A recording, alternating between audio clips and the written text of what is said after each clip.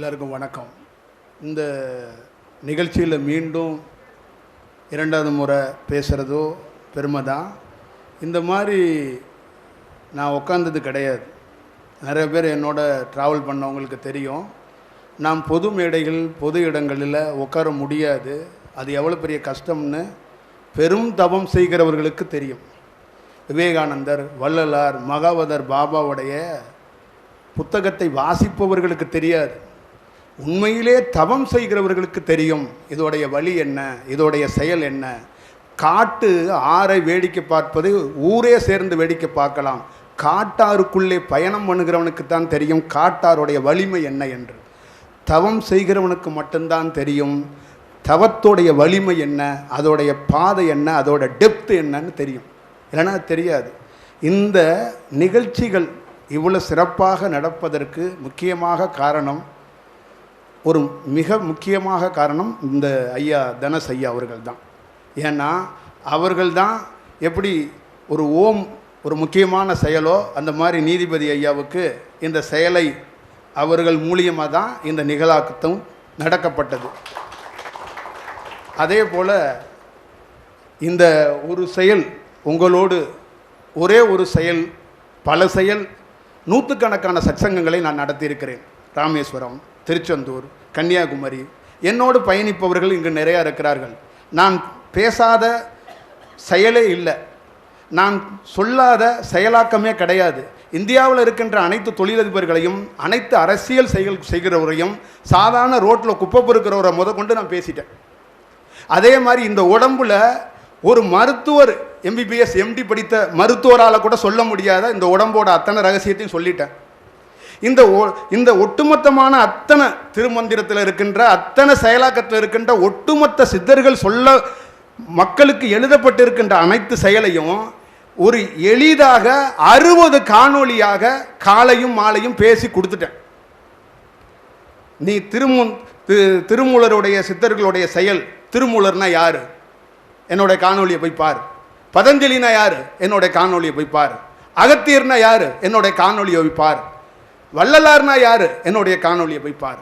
எல்லா செயல்களையும் எப்படி பேசணும், எதை செய்து பேசணும், எதை அடிப்படையாக வைத்து பேசுகிறோம், எங்கே தூண்டப்படுகிறோம், எதை செயலாக்கப்படுகிறோம். அப்படி என்றால் இந்த தியானத்தில் ஒரு மனிதன் வேற தருணத்துக்கு வேற பரிணாமத்துக்கு போனால்தான் அந்த செயலாக்கம் நிகழும். அந்த செயலாக்கத்தை உணர முடியும்.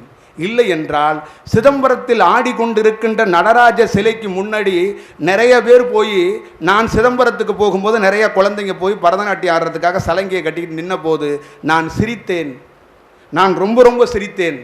அதே போல் என் பின்னால் நிறைய பேர் அமர்ந்திருந்தார்கள். அவர்கள் 2-3 பேர் என்னிடம் சொன்னார், கலைக்கு உரியவன் நடராஜன், அதனால் நான் பார்க்க வந்தேன் என்றான். அவன் கலைக்கு உரியவன் அல்ல, இந்த உயிருக்கே உரியவன் அவன்தான்.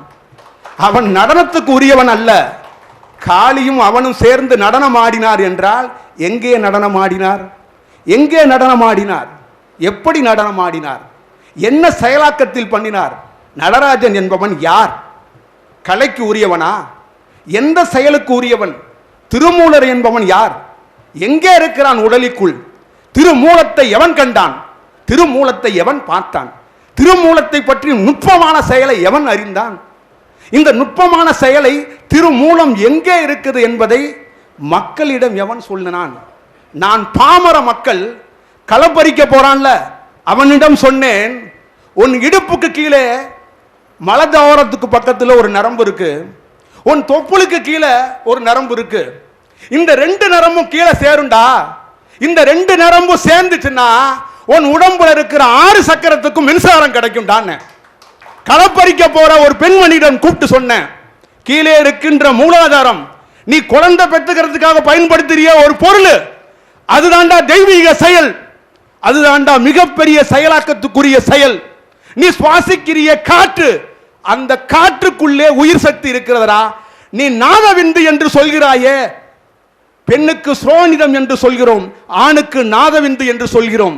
அந்த நாதவிந்து எங்கே இருந்து வருகிறது? எந்த செயலிலிருந்து வருகிறது? எந்த வடிவத்திலிருந்து வருகிறது?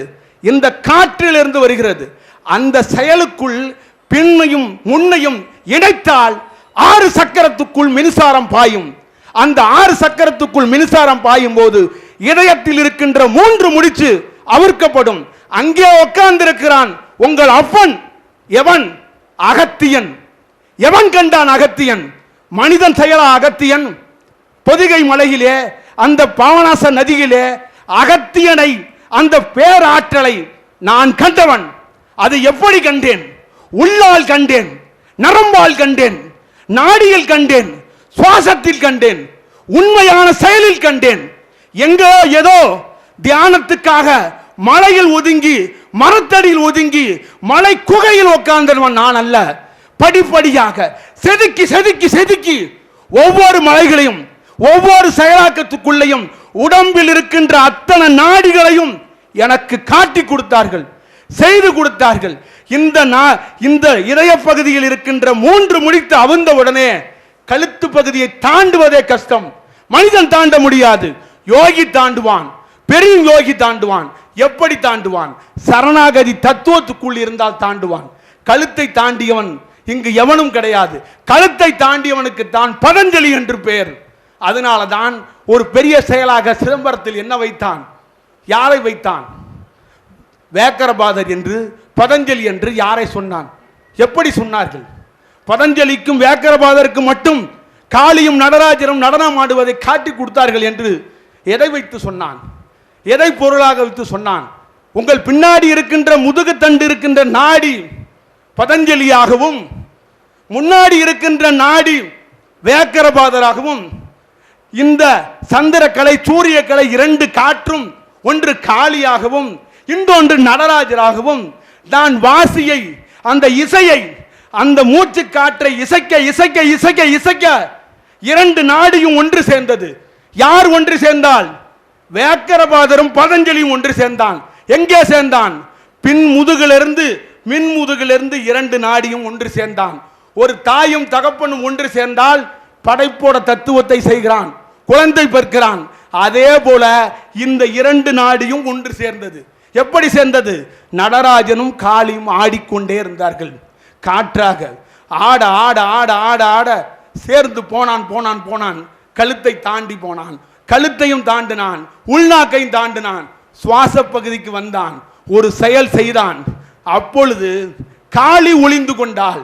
எங்களது ஒளிந்து கொண்டாள்? வரலாறில் நடராஜனிடம் காளி தோத்தாள் என்று சொல்கிறார். எதை தோத்தாள்? தன்னையே தோய்த்தாள் காளி. எப்படி தொலைத்தாள்? நாடியை அவனிடம் கொடுத்து விட்டாள். 2 நாடியும் ஒரே நாடியாக மாறியது. அந்த ஒரே நாடியாக மாறியது தான் சுவாசம். ஒரு சுவாசமாக ஆனது. சந்திரக்கலையும் சூரியக்கலையும் ஒரே சுவாசமாக ஆனது. பதஞ்சலியும் வேக்கரபாதரும் ஒன்றாக இணைந்து ஒருவனாக ஆனான், ஒரே சக்தியாக ஆனான். அப்பொழுது இந்த பெடரியில் இருக்கிறதல்ல, இந்த பெடரியில் இருக்கின்ற சக்தியில் பெரும் சக்தியாக ஒரு பெரும் வெளிச்சம் பாய்ந்தது. அந்த வெளிச்சம் எங்கே போய் தொட்டது? இந்த இடத்தை தொட்டது. இந்த இடம்தான் அருங்கோணம். இந்த இடம்தான் ஆன்மா. தனியா உனக்கு உள்ள இருக்கிறது உயிர், மொத்தமா சேர்த்தனா ஆன்மா. தனியா இருக்கிறது என்ன? உயிர். அத ஒரு ஞானி என்ன பண்றான்? தவம் பண்ணி விந்தணுக்களை வெளியில விடாம ஒவ்வொரு ஜீவனா சேர்த்து சேர்த்து சேர்த்து கீழே இருந்து கொண்டு போய் பெடரியில வச்சான். பெடரியில வச்சோன என்ன ஆச்சு? பேர் வெளிச்சம், பேர் செயல். எவனாலையும் நெற்றிக்கண்ணை துறக்க முடியாது. பெடரியிலிருந்து உள் பக்கமாக உள் செயலிலிருந்து அந்த வாசலை திறந்தான். ஆன்மா அருங்கோண சக்கரம். ஆன்மா வெளிச்சம் கொட்டது, இங்க திரை விலகப்பட்டது. ஆன்மா சிவனாக இருந்தான், அருங்கோணம் முருகனாக இருந்தான். அதனாலதான் சிவனிலிருந்து முருகன் பிறந்தான் என்று எழுதப்பட்டது. எப்படி பிறந்தான்? சிவன் உயிரிலிருந்து, சிவன் தியானத்திலிருந்து, சிவன் சக்தியிலிருந்து அழிவில்லாத ஒரு அரசன் பிறந்தான். அவன்தான் முருகன், அவன்தான் செயல், அவன்தான் ஓமுக்கு உள்ளவன், அவன்தான் 6 படைக்கும் உள்ளவன். ஹோட்டல் கிடைக்கும், புரோட்டா கிடைக்கும், அரசியல் கட்சிக்கும் இந்த 6 சக்கரத்தை போட்டு வச்சிருக்கான், அருங்கோணத்தை போட்டு வச்சிருக்கான். புரோட்டா போடுறதுக்காக ஒருத்தன் டவம் பண்ணா, ஏண்டா உங்க வீட்டில் ஒரு கடை வைக்கிறதுக்காக அருங்கோணத்தை வச்சான். உயிரை கொடுத்து உடலை பின்னாக்கி தவம் பண்ணி ஒரு யோகி கண்டுபிடிக்கிறான். ஒரு அரிய செயலை, ஒரு அற்புதமான செயலை கண்டுபிடிக்கிறான். இந்த அருங்கோணத்திலிருந்து ஒரு பெரும் செயல் வரும்போது அதையும் கடந்தால் வெட்டவெளி. அப்பொழுது அங்கே என்ன நடக்கிறது? ஒன்றும் இல்லாத செயலுக்கு போகிறான். இதுதான் இந்த தியானத்துடைய மிகப்பெரிய நுட்பமான செயல். இது எல்லாத்தையும் சும்மாலாம் கொடுக்கல, கிளியரா கொடுத்துருக்கேன். லவ் பண்ணல, அருணகிரி மேல மற்றவங்க மேலாம் லவ் எல்லாம் கிடையாது. நேரடி அந்த பார்த்து அந்த செயல், அந்த வடிவம், அதுதான் விஷயம். வயலூரில் போய் 1000 பேர் நின்று நான் நிற்கிறேன், அந்த இடம் எப்படி இருக்குன்னு பார்க்கலாம், அந்த செயல் எப்படி இருக்குன்னு பார்க்கலாம். என்னோட பயணிச்சவங்க தெரியும், என்னோட பயணிச்சவங்க பார்த்துருப்பாங்க. ஏன் என்று சொன்னால் இந்த உடம்புக்குள்ள அவ்வளவு பொக்கிஷம் இருக்கிறது. மறந்து விட்டான் மனிதன், மறந்து விட்டான் மனிதன். என்ன எவ்வளவு எளிமையாக கொடுக்க முடியுமோ அந்த தவத்தை கொடுத்துருக்கிறோம். சாமியாருக்கு மடம் கட்டுறதுக்கு, ட்ரஸ்ட் வைக்கிறதுக்கு, நானும் ஒருத்தன் புதுசாக வந்திருக்கேங்கிறதுக்கு நான் வரல. நான் அந்த வேலை செய்யவே மாட்டேன். நீ படிக்காட்டி போ. இந்த பிரபஞ்சம் எனக்கு ஒரு வேலை கொடுத்துட்டு நான் செஞ்சுட்டேன், போய்கிட்டே இருப்பேன். என் வழிபோக்கில் எவன் வருகிறானோ அவனுக்கு என்ன செய்ய வேண்டுமோ செய்து கொண்டு போய்கொண்டே இருப்பேன். ஏன் என்று கேட்டால் எனக்கு இடுகாடு கிடையாது. எங்க உட்கார சொல்றானோ அங்க உட்கார்ந்து விடுவேன். இதுதான் என் செயல். ஆரம்பத்தில் மாடு மேய்த்தேன், ஊர் ஊராக அலைந்தேன், ரோடு ரோடாக அலைந்தேன். இங்கு இந்த ஃபங்க்ஷன் நடத்துவதோ, இந்த புத்தகம் வெளியீட்டு விழாவுக்கோ உண்டியல் கொடுக்கவில்லை, ஒரு செயல் செய்யவில்லை. அமர்றான்னா எங்க அமர்றானா? திருவண்ணாமலையில் உட்கார்றா, நான் பார்த்துக்கிறேன்னா. எவன் சொன்னான்? எங்க பெரியப்பா சொன்னாரா? என் சித்தப்பன் சொன்னானா? சாமி நாங்க இருக்கிறோம் அப்படின்னு எவனு சொல்லல, பிரம்மம் சொன்னது. நீ அமர்றா, நான் பார்த்துக்கிறேன் அப்படின்னா ஒரு பெரிய தொகை கொண்ட ஒரு பெரிய செயலாக்கத்தை சத்தம் இல்லாமல் பிரம்மம், நான் வர்றான் பர்றா, அவன் பார்த்துக்கோண்டா, டேய் அவன் வர்றான் பாரு, அவன் பார்த்துக்கோண்டா, நீ பேசாம போய்கிட்டேறா, உனக்கு என்ன வேலை கொடுத்தேன் அதை போ, மற்றது எல்லாம் தானாக வரும். இதுதான் இந்த செயல். இங்கு இருக்கப்பட்டது எதுவும் கூட்டப்பட்டது அல்ல, இங்கு இருக்கப்பட்டது எதுவும் அழைக்கப்பட்டதல்ல, இறைவனால் அனுப்பப்பட்டது, இறையால் அனுப்பப்பட்டது. உண்மையான இறையை கண்டவன் தாங்க முடியும். ஒரு நாள் இரவு தூங்க முடியாது. படித்து படித்து படித்து படித்து காதல், மனைவியோடு வாழ்ந்து வாழ்ந்து வாழ்ந்து அன்பு, கடவுளை பார்த்து நான் நிக்கிறேன், எப்படி இருப்போம்? உண்மையானது திருவண்ணாமலையில் இருக்கிற அண்ணாமலையார், உண்ணாமலை தேவி, அருணாச்சலம் அப்படிங்கிற ஒரு செயல் இருக்கிறது. இந்த செயலை, அந்த வடிவத்தை, அந்த சக்தியை பார்த்திருந்தா ஒரு நாள் தூங்க முடியுமா? தூங்க முடியுமா? தூங்கி வேணா பாருங்க.